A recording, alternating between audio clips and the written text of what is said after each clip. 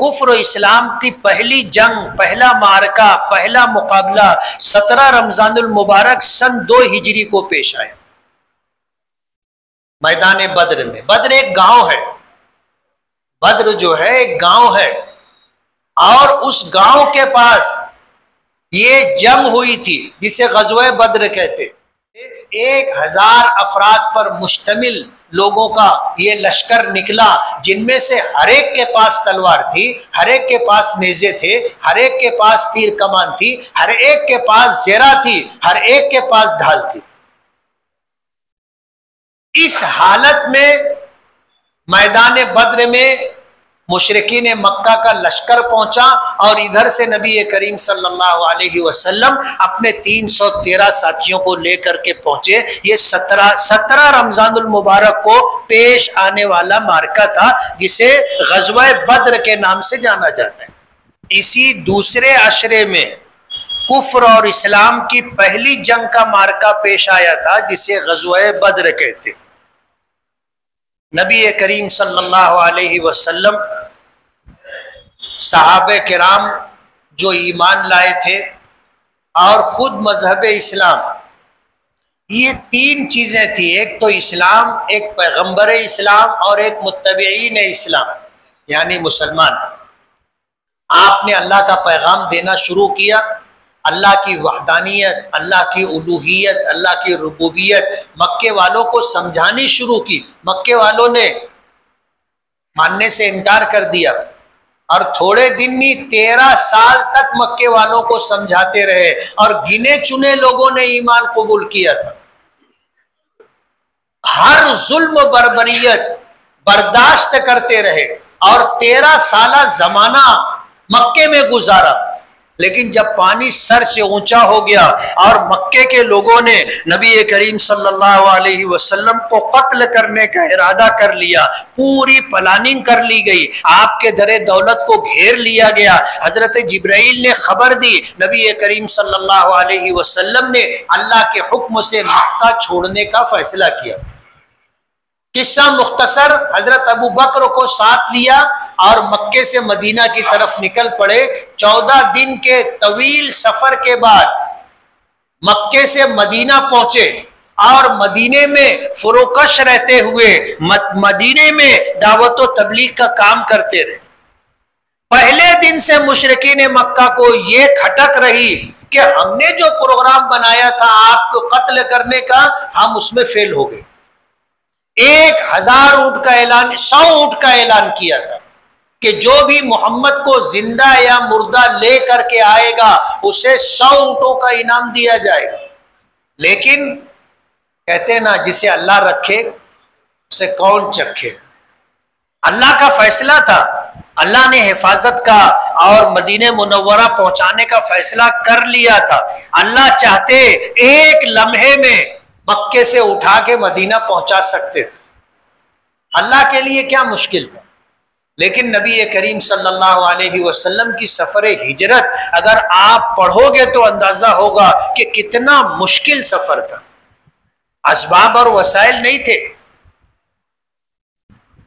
اسباب اور وسائل نہیں تھے، اور جان بچا کر کے مکے سے نکلے تھے، اور راستے میں جان لینے والے، گرفتار کرنے والے چاروں طرف پھیلے ہوئے تھے۔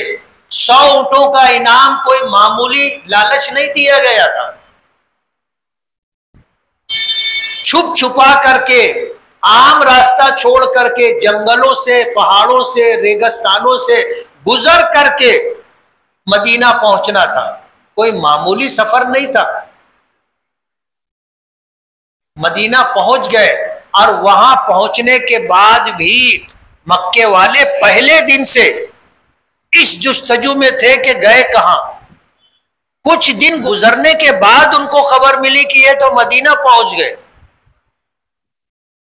اور اسی وقت سے مکے والوں نے طے کر لیا تھا کہ ان کے اوپر حملہ کریں گے۔ مکے والوں کی تیاری چل رہی تھی، اور اس تیاری کے متعلق آتا ہے کہ مکے سے ایک بہت بڑا تجارتی قافلہ ملک شام گیا تھا، جس میں پلاننگ یہ تھی کہ مکے کے ہر گھر کے لوگوں نے اس میں پیسہ ڈالا تھا، اور بات یہ تھی کہ جب یہ تجارتی قافلہ آئے گا تو جتنا نفع ہوگا کوئی نہیں لے گا، یہ سارا کا سارا نفع محمد اور ان کے ساتھیوں کو ختم کرنے کے لیے استعمال کیا جائے گا۔ ایسی پلاننگ تھی۔ بتانے والوں نے، مخبروں نے، جاسوسوں نے نبی کریم صلی اللہ علیہ وسلم تک یہ خبر پہنچا دی۔ اور ایک دوسرا کام مکے والوں نے یہ بھی کیا کہ عبداللہ ابن ابی جو رئیس المنافقین تھا، منافقوں کا سردار، اس کو خط لکھا کہ تم نے محمد کو اور ان کے ساتھیوں کو اپنے یہاں پناہ دی ہے، ہم مدینے پر حملہ کریں گے، اگر تم نے ان کو مدینے سے نکالا نہیں تو ہم حملہ کریں گے، ان کو بھی ختم کر دیں گے، تم کو بھی ختم کر دیں گے، نہ تم کو مدینے میں رہنے دیں گے نہ ان کو مدینے میں رہنے دیں گے۔ عبداللہ ابن ابی منافق تھا، بلکہ منافقوں کا سردار تھا۔ اس کے لیے تو ایک گولڈن چانس تھا، وہ تو یہی چاہتا تھا، اور جب یہ خط پہنچا تو اس کی تو دلی مراد پوری ہو گئی۔ یہ تو چاہتے تھے رسول اللہ صلی اللہ علیہ وسلم اور مسلمانوں کو مدینے سے نکال دینا، ان کی چاہت تھی۔ قرآن کریم میں پورا واقعہ ذکر کیا گیا۔ اب جب مکے والوں کا یہ خط آیا تو عبداللہ ابن ابی کی تو نکل پڑی، اس نے بھی پلان بنا لیا۔ اب اندرونی طور پر اور بیرونی طور پر دونوں طرف سے نبی کریم صلی اللہ علیہ وسلم اور مسلمانوں پر دباؤ پڑنے لگا، اور یہ قافلہ جو ملک شام نکلا تھا، نبی کریم صلی اللہ علیہ وسلم کو خبر ہوئی، اس قافلے کو روکنے کے لیے اللہ کے نبی صلی اللہ علیہ وسلم نے اپنے ساتھیوں کو لے کر اس راستے پر جانے کا فیصلہ کیا جس راستے سے یہ قافلہ ملک شام سے آ رہا تھا، یعنی ملک شام سے مکہ جانے کا راستہ۔ آپ نکلے 313 لوگوں کو لے کر کے، اور جو لوگ نکلے تھے 313 لوگ، ان میں سے 2 لوگوں کے پاس گھوڑا تھا، 2 لوگوں کے پاس، ایک مصعب ابن عمیر تھے جن کے پاس گھوڑا تھا، اور ایک ابو مرثد ابن مرثد غنوی، ان کے پاس گھوڑا تھا۔ صرف 313 لوگوں میں 2 گھوڑا اور 70 اونٹ تھے۔ 70 اونٹ پر کئی لوگ باری باری سوار ہوتے تھے۔ نبی کریم صلی اللہ علیہ وسلم کے پاس جو اونٹ تھا اس پہ 3 لوگ سوار ہوتے تھے، خود حضور پاک صلی اللہ علیہ وسلم، حضرت علی اور ایک صحابی، اور باری باری 3 لوگ سوار ہوتے تھے، اور 313 لوگوں میں صرف 17 لوگوں کے پاس تلوار تھی۔ اب ظاہر بات ہے کہ یہ کوئی فوج تو تھی نہیں، اور جنگ کے ارادے سے نکلے بھی نہیں تھے، اس قافلے کو روکنے کا پروگرام تھا، لیکن اللہ پاک کی منشا کچھ اور تھی۔ اس قافلے کے لوگوں نے جو جاسوس آگے بھیج رکھے تھے انہیں خبر ہو گئی، اور انہوں نے یہ خبر قافلے کے سردار تک پہنچا دی کہ راستے میں تمہارا قافلہ روکا جائے گا یا بالفاظ دیگر لوٹ لیا جائے گا، تو انہوں نے یہ راستہ ہی چھوڑ دیا۔ اب یہ تجارتی قافلہ دریا کے کنارے کا راستہ پکڑ کر کے نکلا، اور انہوں نے اعلان کروا دیا، مکہ خبر بھیج دی کہ اپنے قافلے کی خبر لو، محمد اور ان کے ساتھیوں نے لوٹنے کا پروگرام بنایا ہے۔ مکے والے تیار بیٹھے تھے، 1000 افراد پر مشتمل لوگوں کا یہ لشکر نکلا، جن میں سے ہر ایک کے پاس تلوار تھی، ہر ایک کے پاس نیزے تھے، ہر ایک کے پاس تیر کمان تھی، ہر ایک کے پاس زرہ تھی، ہر ایک کے پاس ڈھال تھی۔ اس حالت میں میدان بدر میں مشرکین مکہ کا لشکر پہنچا اور ادھر سے نبی کریم صلی اللہ علیہ وسلم اپنے 313 ساتھیوں کو لے کر کے پہنچے۔ یہ 17 رمضان المبارک کو پیش آنے والا معرکہ تھا جسے غزوہ بدر کے نام سے جانا جاتا ہے۔ کفر اور اسلام کی پہلی جنگ تفصیلی واقعہ ہے، میں مختصر کر کے بیچ کے معاملات کو نکال کر کے آپ کو بتا رہا ہوں۔ بتانا یہ ہے کہ کفر و اسلام کی پہلی جنگ، پہلا معرکہ، پہلا مقابلہ 17 رمضان المبارک سن 2 ہجری کو پیش آیا میدان بدر میں۔ بدر ایک گاؤں ہے، بدر جو ہے ایک گاؤں ہے، اور اس گاؤں کے پاس یہ جنگ ہوئی تھی جسے غزوہ بدر کہتے۔ قرآن کریم کی جن آیات کی میں نے تلاوت کی ہے، اللہ پاک نے فرمایا کہ میں نے تمہاری مدد کے لیے 3000 فرشتے اتارے۔ کتنے؟ 3000 فرشتے۔ پھر اللہ پاک نے مزید مدد اتاری، اب یہ تعداد فرشتوں کی 5000 ہو گئی۔ کتنی ہو گئی؟ لیکن یہ فوج دکھائی نہیں دیتی تھی۔ ہمارے ساتھ اللہ کی مدد ہے، اللہ کے فرشتے ہیں، دکھائی دیتے ہیں۔ اب ظاہر بات ہے جو دکھائی نہ دیتے ہوں، آدمی کو پتہ ہی نہ ہو، تو آدمی کو اطمینان کہاں سے ہوگا؟ صحابہ کرام نے نبی کریم صلی اللہ علیہ وسلم سے پوچھا تھا کہ اللہ تعالیٰ سے کیا مانگے؟ ہمارے دل میں بھی سوال آتا ہوگا کہ اللہ سے مانگے تو کیا مانگے؟ حضور نے فرمایا صلی اللہ العافیہ، اللہ تعالیٰ سے عافیت مانگو، جان، مال، دین و ایمان، عزت و آبرو کی سلامتی اللہ سے مانگو۔ صلی اللہ العافیہ، اللہ سے عافیت مانگو۔ جنگ اور مقابلہ آرائی نہیں، اللہ سے عافیت مانگو، لیکن جب آمنا سامنا ہو جائے تو پھر ایک قدم بھی پیچھے نہیں ہٹنے کا، ایک قدم بھی پیچھے ہٹنے، آپ کوئی کمپرمائز نہیں، مقابلہ تو پھر مقابلہ جم جاؤ۔ صحابہ کرام کی حضور نے صف لگائی، ایک صحابی کچھ آگے تھے، حضور کے ہاتھ میں کمان تھی، حضور نے ان کے سینے پہ رکھ کر کے ان کو تھوڑا سا پیچھے کیا۔ وہ کہنے لگے اللہ کے رسول یہ کیا کیا آپ نے؟ مجھے پیچھے کرنا تھا، آپ کہہ دیتے تھوڑا سا پیچھے ہو جاؤ، آپ نے کمان میرے سینے پہ رکھ کر کے مجھے پیچھے ڈھکیلا، مجھے اس سے تکلیف ہوئی۔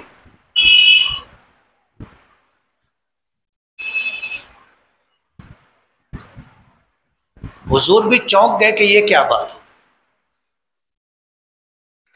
یہ 313 معمولی لوگ نہیں تھے، جانثار اور فدائین تھے، ان کی طرف سے اگر یہ بات آئی تو حیرت کی بات تھی۔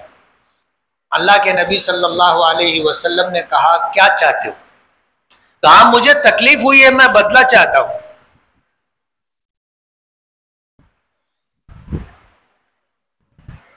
تو حضور نے اپنے ہاتھ میں جو کمان تھی ان کو دے دی اور کہا کہ تم بھی میرے سینے پر رکھ کر کے پیچھے ڈھکیل دو۔ انہوں نے کمان لے لی اور کہنے لگے کہ میرا جسم برہنہ ہے، میرے جسم پر چادر نہیں ہے، آپ بھی اپنے جسم کی چادر ہٹائیے۔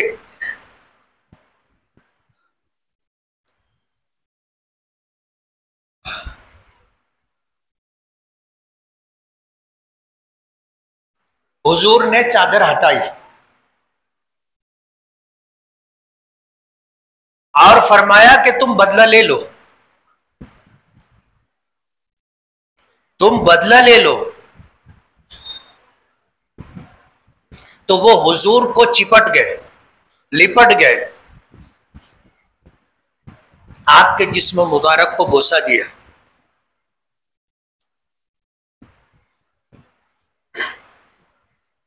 اور حضور کے برہنہ یعنی بغیر کپڑے اور چادر کے جسم سے اپنا جسم مس کیا،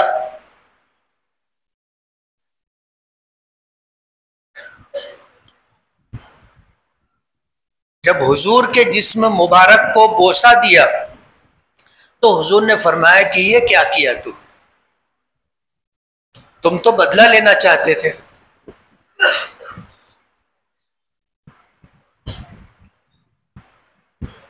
تو وہ کہنے لگے کہ صورتحال آپ کے سامنے ہے.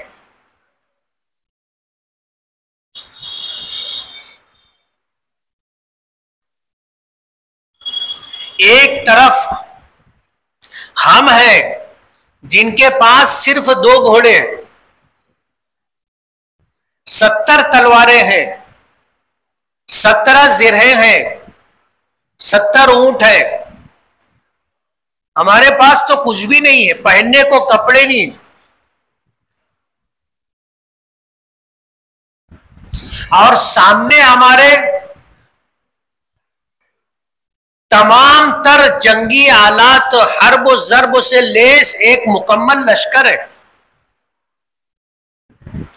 مجھے ایسا لگتا ہے کہ یہ میری زندگی کا آخری وقت ہے.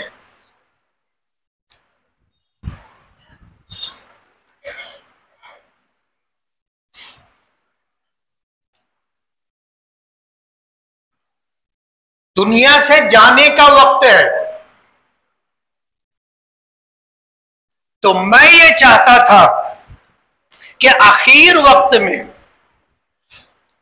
آپ کے جسم مبارک سے میرا جسم مس ہو جائے.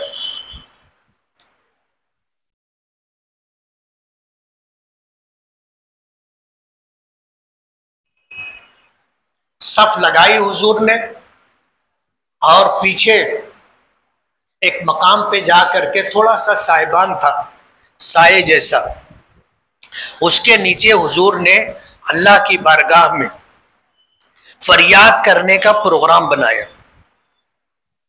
حضرت ابو بکر ساتھ میں تھے. حضور نے سجدے میں جا کر اللہ سے دعا مانگی اور آپ کے جسم مبارک سے چادر سرک جاتی تھی سجدے میں ہونے کی وجہ سے. تو حضرت ابو بکر چادر برابر کر دیتے تھے کہ دھوپ براہ راست آپ کے اوپر نہ پڑے. چادر برابر کر دیتے تھے. بہت دیر ہو گئی. حضور نے دعا مانگی اور دعا میں حضور نے جو جملے کہے، حضرت امام بخاری رحمت اللہ علیہ اسے اپنی کتاب میں ذکر کیا.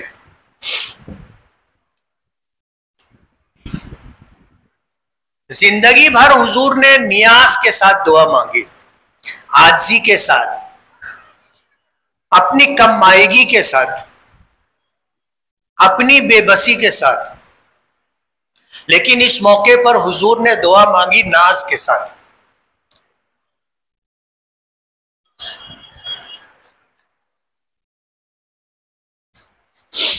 حضور پاک صلی اللہ علیہ وسلم نے اللہ سے جو بات کہی تھی دعا میں، وہ یہ تھی کہ اللہم ان تہلک ہذہ العصابہ لن تعبد فی الارض ابدا. کہ اے اللہ، یہ تھوڑے سے لوگ جنہیں انگلیوں پہ گنا جا سکتا ہے، میری 15 سالہ نبوی زندگی کا حاصل اور خلاصہ ہے. میں نے ان لوگوں کو، یہ میری زندگی بھر کا سرمایہ ہے.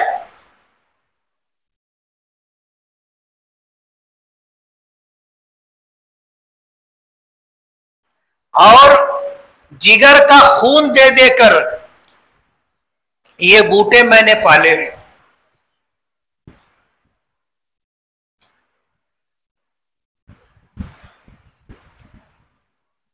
آج اگر اس میدان میں یہ لوگ کام آ گئے، شہید کر دیے گئے، یہ جماعت اگر مشرکین نے انہیں قتل کر کے صفحہ ہستی سے مٹا دیا تو پھر قیامت تک تیری عبادت کرنے والا کوئی نہیں رہے.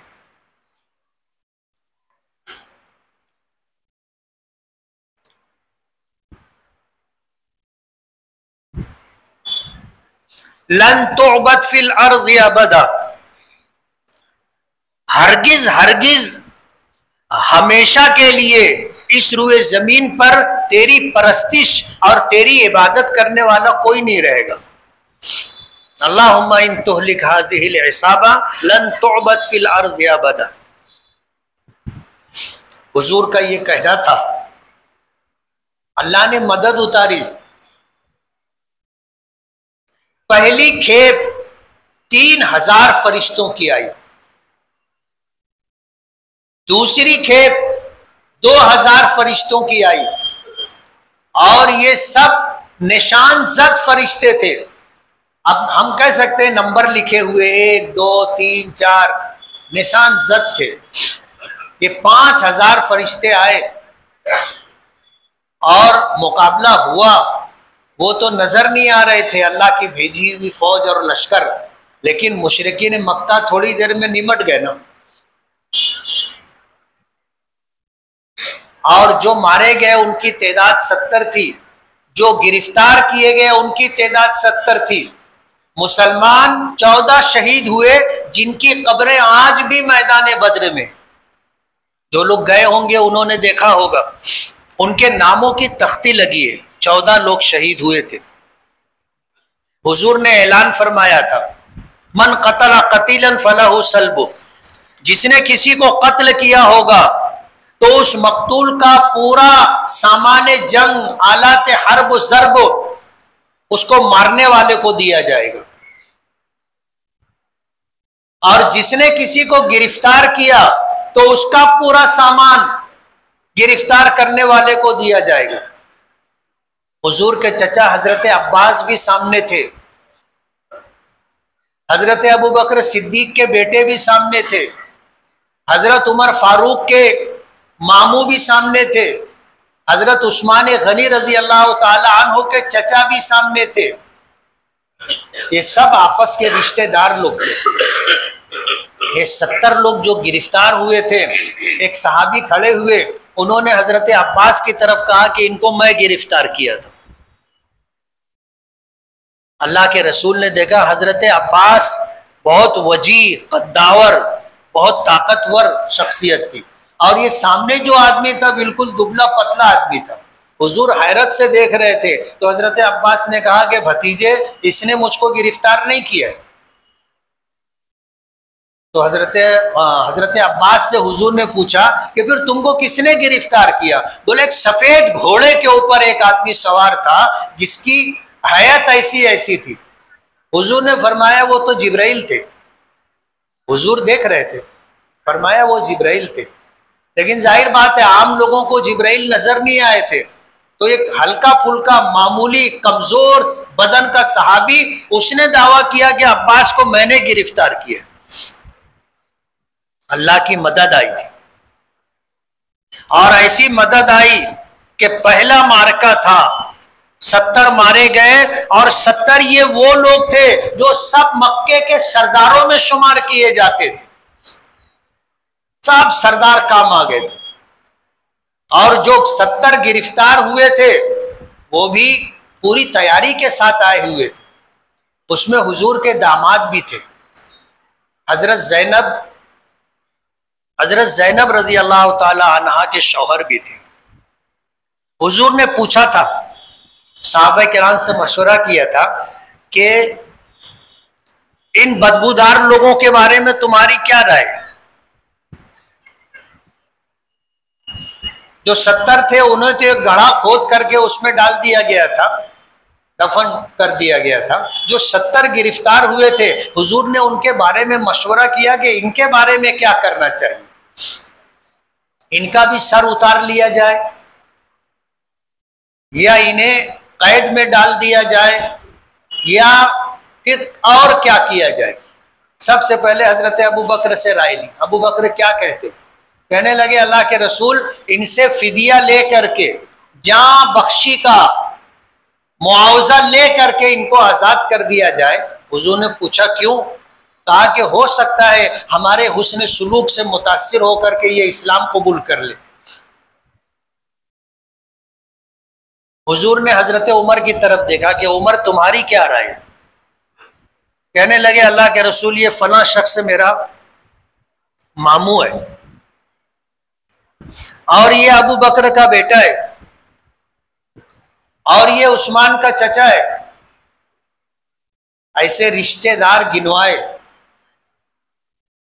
حضور نے فرمایا ٹھیک ہے، کرنا کیا ہے؟ کہا کہ ان کو یہ میرے ماموں کو میرے حوالے کیا جائے اور ابو بکر کے بیٹے کو ابو بکر کے حوالے کیا جائے، ایسے سب رشتہ داروں کو ان کے ہمارے حوالے کیا جائے۔ حضور نے پوچھا عمر کرو گے کیا؟ کہا کہ ہم اپنے ہاتھوں سے ان کا سر اتاریں گے۔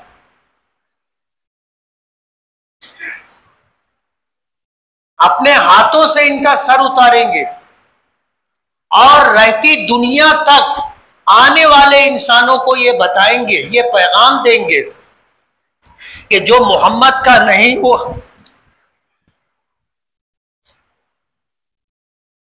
ہمارا بھی نہیں۔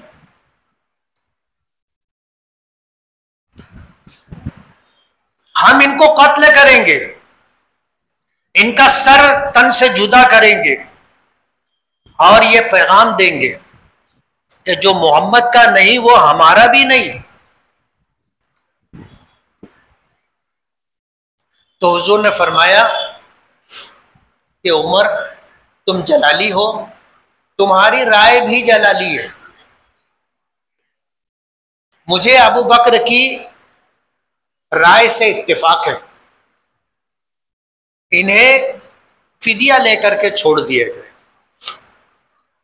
فیصلہ ہو گیا۔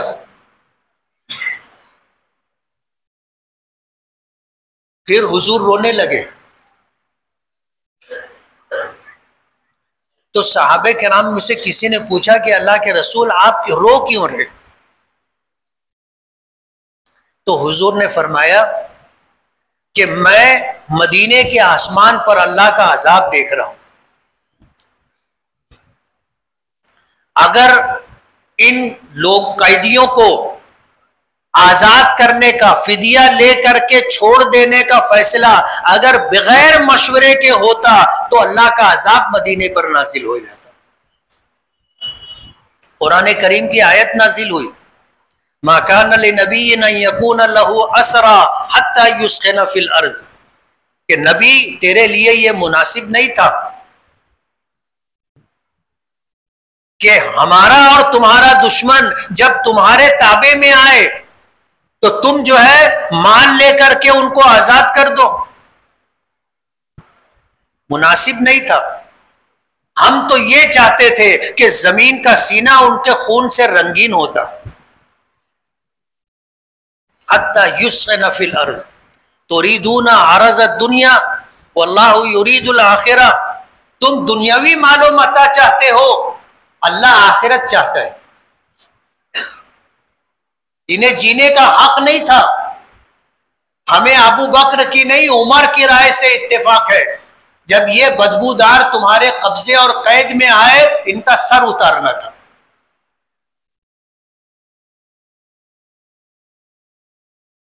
اللہ نے حضرت عمر کی رائے سے اتفاق کیا اور حضور نے فرمایا کہ اگر بغیر مشورے کے یہ فیصلہ ہوتا تو مدینے پر اللہ کا عذاب نازل ہوتا۔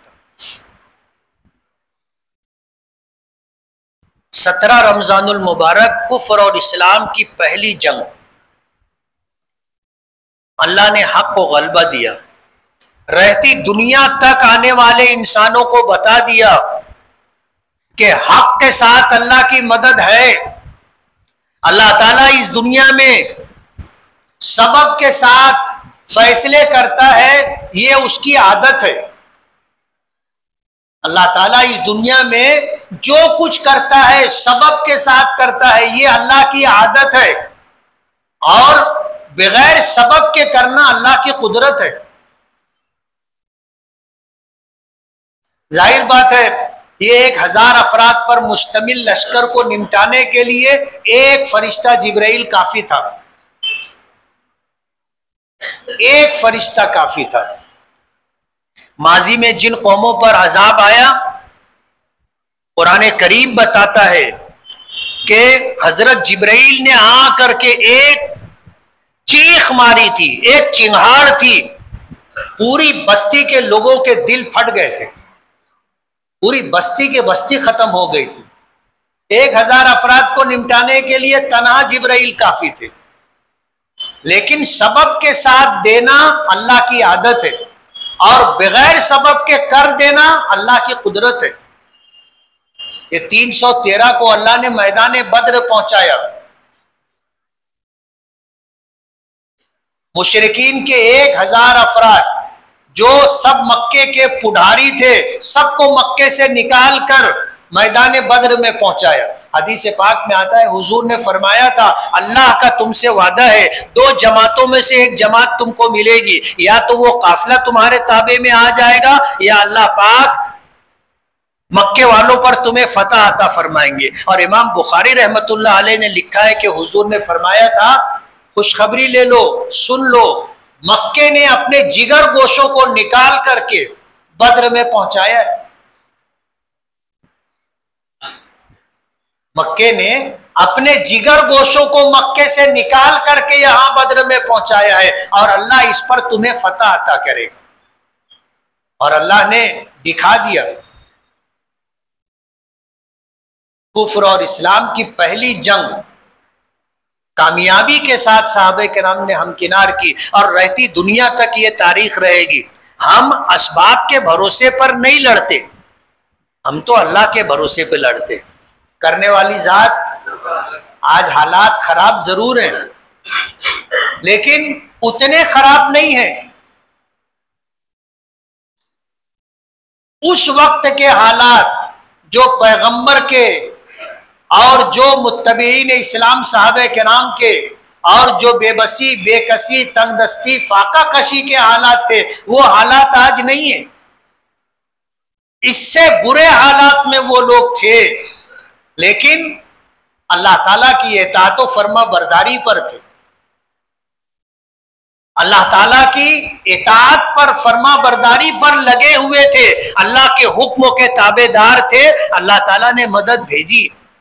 اسی لیے کسی شاعر نے کہا ہے کہ فضائے بدر پیدا کر، فرشتے تیری نصرت کو اتر سکتے ہیں گردوں سے، قطار اندر قطار اب بھی۔ بدر کے جو حالات تھے، صبر کے، استقامت کے، اللہ اس کے رسول کی اطاعت و فرما برداری کے، وہ حالات پیدا کرو۔ اگر اس وقت اللہ کی مدد 3000 فرشتے آئے، پھر 2000 اور آئے، 5000 فرشتے آئے، اللہ کی مدد آئی، آج بھی آ سکتی ہے، آج بھی آ سکتی ہے۔ اللہ کے لیے مشکل نہیں ہے، وَمَا ذَلِكَ عَلَى اللَّهِ بِعَزِيزٍ۔ اور نتیجہ ہمارے ہی ہاتھ رہے گا، نتیجہ ہمارے ہی ہاتھ رہے گا۔ یہ اللہ کی شان ہے، الحق یعلو ولا یعلی علیہ، حق ہی ہمیشہ سربلند رہتا ہے، حق کبھی مغلوب نہیں ہوتا، ہمیشہ حق غالب رہتا ہے۔ تھوڑا انتظار کرنا پڑے گا، اچھے دن آئیں گے۔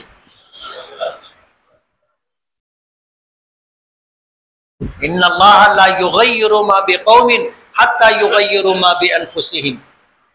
کسی قوم کے حالات اللہ اس وقت تک نہیں بدلتا جب تک کہ وہ لوگ اپنے آپ کو نہ بدلیں۔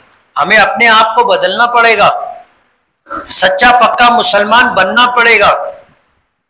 جب تک ہم اپنے آپ کو نہیں بدلیں گے، اللہ ہمارے حالات نہیں بدلے گا۔ تو مایوسی نہیں ہے، کرنے والا کام یہ ہے کہ ہم اپنے آپ کو بدلیں، اللہ کی مدد کے مستحق بنے۔ جب یہ خوبی، یہ صفات ہم میں پیدا ہو جائے گی، اللہ کی مدد آئے گی اور دکھے گی۔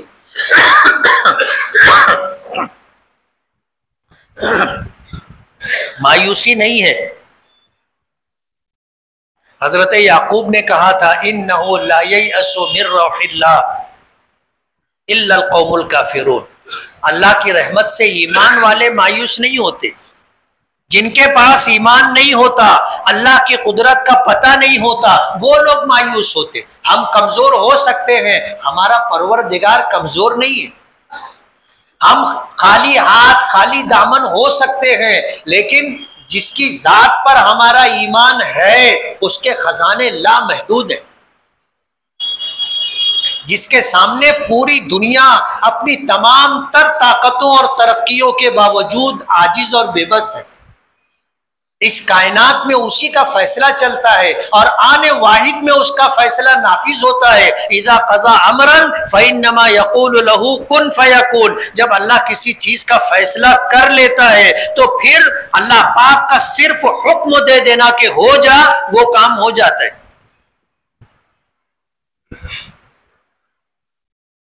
بہت لمبی بات ہوگی، لیکن یہ جو آخری بات ہے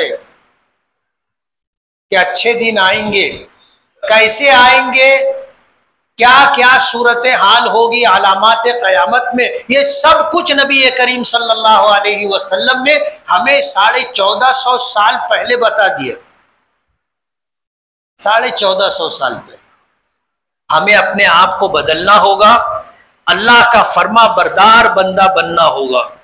اپنی خواہشات، اپنے مفادات ایک کنارے کر کے اللہ کی مرضی اور اس کے حکم کے مطابق زندگی گزارنا ہوگا. جس دن ہم میں یہ خوبی آ جائے گی کہ میری اپنی چاہت نہیں، میرا اپنا مفاد نہیں، میرے پروردگار کا یہ حکم ہے اور مجھے یہی کرنا ہے، جس دن یہ بات، یہ خوبی، یہ صفت ہم میں آ جائے گی، اللہ کی مدد ہمارے ساتھ ہوگی. وآخر دعوانا ان الحمد للہ رب العالمین.